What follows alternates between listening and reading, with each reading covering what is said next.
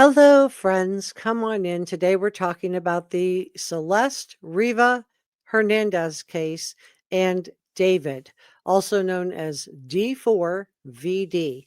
Come on in and let's discuss it. Let's talk about the 5 reasons people are so upset with Aysia Collins. What don't they like about her? 1, the delayed public condemnation. People on social media are questioning why Aysia remained publicly neutral, not for days, not for weeks, but for months, only forcefully calling David a psychopath after major developments in his July 2026 preliminary hearing. 2, inaction after she found out how old Celeste was. So after she discovered Celeste's age, some find her explanation to be pathetic, because after she learned that Celeste was 13 via the missing persons flyer and the person who texted it to her, who she's kind of being a little bit negative about, she didn't know her that well. She's trying to explain why she didn't do anything. But she accepted David's unverified, unspecified proof that Celeste was 19 and dropped the matter without going to the authorities. 3, her continued association with David. A lot of people are upset. They call her a, quote, pick-me woman for continuing to hang out and model and act as a stylist for David, even while harboring suspicions that something sketchy was going on with Celeste. Remember, this poster and this DM text happened in 2024. Celeste was found in his trunk in September 8th of 2025. She sat on it for all that time. 4, a catalyst for final conflict. Court records revealed that Celeste sent frantic, jealous threats to David the night before she was done away with, specifically because Aysia had posted about being at David's house, making Aysia's presence the unintentional trigger. And I'm not saying this is Aysia's fault. It's not. For Celeste ultimately getting in that Uber and going to see David. And we know what happened when she got to his house. 5, perceived insensitivity and deflection on the part of Aysia Collins. A lot of people on social media are accusing Aysia of deflecting blame by claiming critics are just targeting her because she physically resembles Celeste. And now we heard her saying they were targeting her because she's a smaller content creator. And they're targeting her because she's a woman. Again, minimizing taking any accountability for what she did, while other people are slamming her for launching the OF account during the height of the investigation. Remember, Aysia Collins was perfectly willing to try to capitalize on this situation with an OF account, you guys. Some of the red flags we saw were in these text message exchanges between David and Celeste, talking about request for secrecy, at least until we're married. That was the excuse he used with her. Messaging that reacts strongly to refusal or delay. Attempts to control what Celeste was able to share with others. Don't tell anyone, at least until we're married.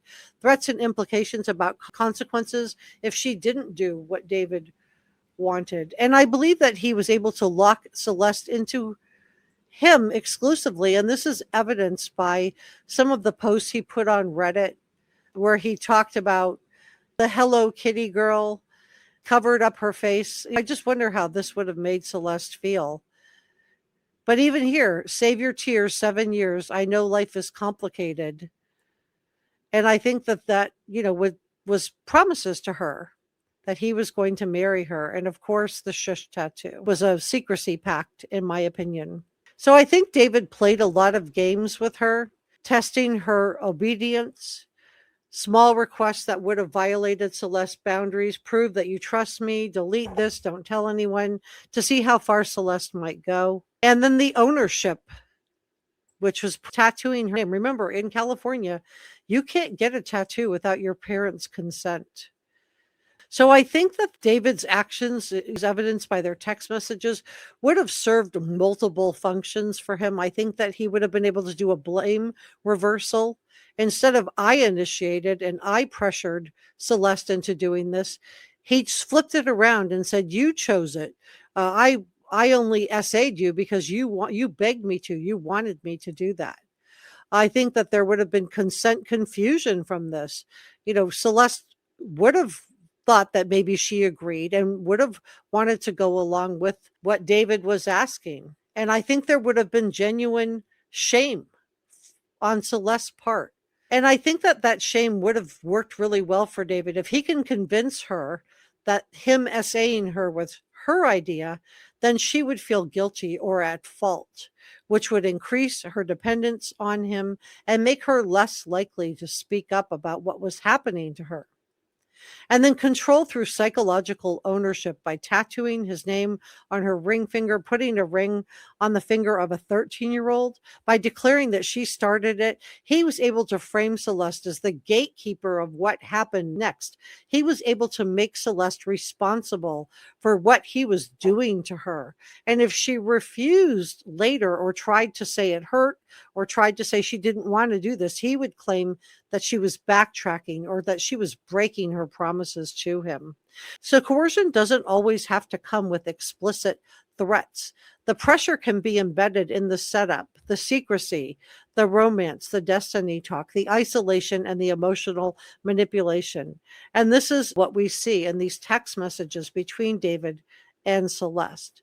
And so, in trying to understand how this escalated, we can see, one, that there was a secrecy and specialness that he would have made her feel. Two, there was an increase in SA contact. Three, he reframed the SA contact as Celeste's decision. Four, he used that reframing to demand more compliance. And five, he withdrew and blamed her for everything.